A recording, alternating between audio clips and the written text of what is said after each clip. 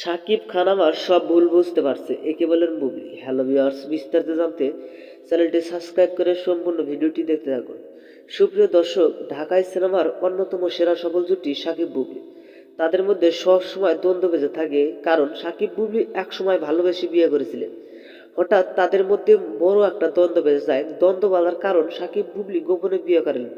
তারপর একটা পুত্র সন্তান জন্ম নেয়, নাম শেহজাদ খানবীর।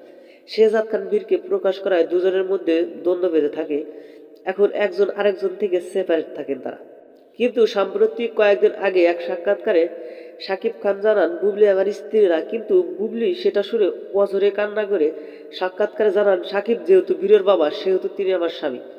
কিন্তু এবার ভিন্ন কিছু শোনা গেল। শাকিব খান এক সাক্ষাৎকারে জানান বুবলিকে নিয়ে নতুন করে সংসার শুরু করব।